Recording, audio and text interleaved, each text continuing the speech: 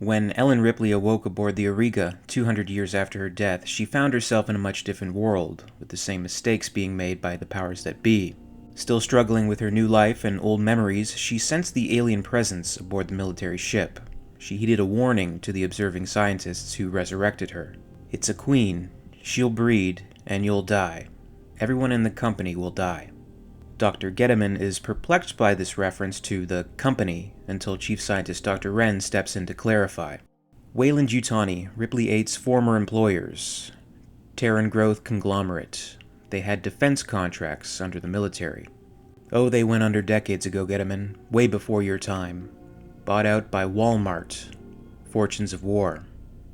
While this particular exchange of dialogue cannot be found in the 1997 theatrical version of Alien Resurrection, it is featured in the novelization as well as the 2003 special edition version of the film. Regardless, it seems to fall in line with the official timeline of Weyland-Yutani, though exact details related as to how exactly the company dissolved and what other industries may have absorbed the assets is unclear. Possibly Wren was conveying accurate information, or perhaps it was a facetious remark, exaggerating the fact that a once great and powerful company saw a pitiful end. The more pressing question, however, remains: is Weyland-Yutani really gone for good? In the Weyland-Yutani report, written as taking place a few months after the events taking place on the Auriga, makes the company's presence and intentions clear. When multinational political changes on Earth and within the core systems required the breakup of the Weyland-Yutani Corporation, the company agreed to a designation change.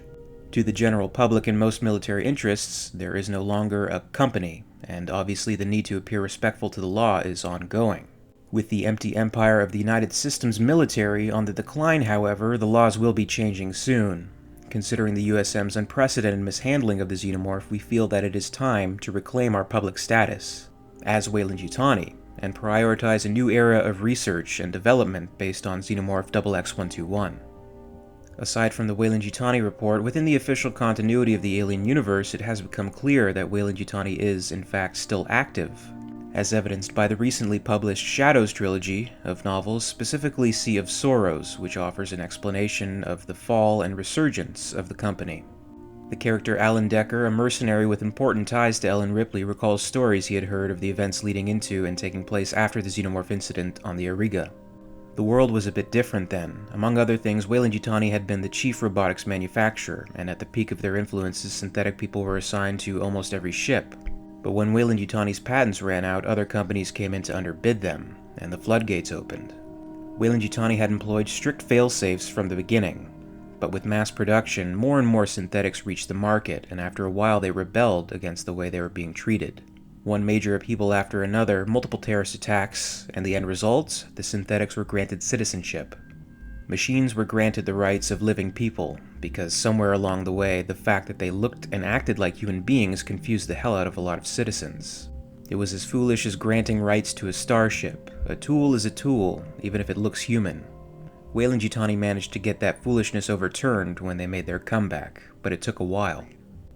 The synthetics, of course, would become an integral element to the rise of Weyland-Yutani. From the creation of David and onward, artificial persons were the shining example of the company's abilities to innovate and change the world as we know it. It was an unfortunate irony that APs would lead to their downfall as well, with the loss of patents and competitors usurping the market on the technology where Weyland-Yutani was once unmatched and second to none. Namely, the disastrous results of the Alethea Collective in their creation of the Auton synthetics and the devastation caused by their rebellion.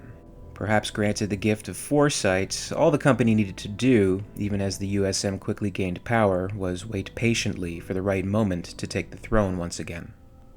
Decker goes on to explain the fall of the USM and the resurgence of Weyland-Yutani. The United Systems military had taken over virtually everything, crushing the mega-corporations.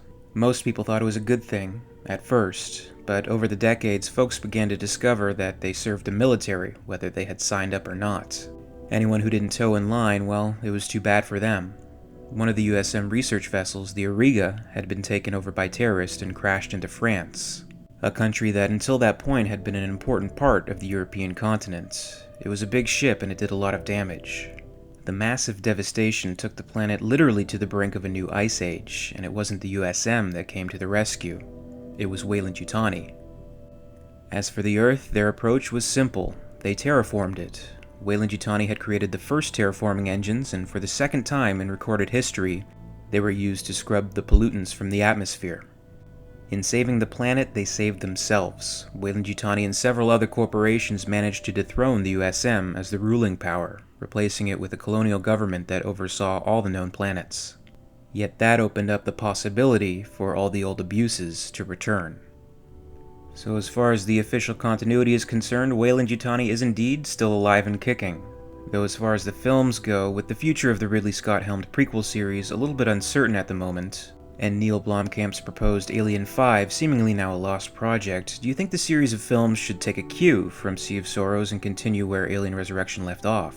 Would you like to see Weyland-Yutani back and attain xenomorph specimens and see how differently they'd go about the process compared to the United Systems military? And maybe the more crucial question, do you think they should move forward in such a way with or without Sigourney Weaver returning as Ripley 8? Personally, I can't believe it's already been 20 years since we last saw her as the character, and it would be a dream come true to see her reprise the role, at least one more time. I don't think it should be at the cost of axing Alien 3 and Resurrection from continuity though, but that's just me, and I know there are many out there who are still disappointed that Neil Blomkamp's film isn't likely to be made. But I'm curious to hear your opinions, so I'd love to hear some thoughts in the comments below. Weyland-Yutani has proved you can't keep a good company down, and I think the same can be said of this classic series. And as always, thank you very much for watching. If you enjoyed this video, please make sure to hit the like button, and you can also subscribe for all the latest videos from the channel. If you have a suggestion for a video, please feel to comment below, and I'm always curious about the topics you want to see covered and always eager to get to them. In the meantime, you can catch up with Alien Theory over social media, follow Alien_Theory on Twitter, and Alien Theory YT on Facebook and Instagram for more Alien Universe fun. And until next time, this is Alien Theory, signing off.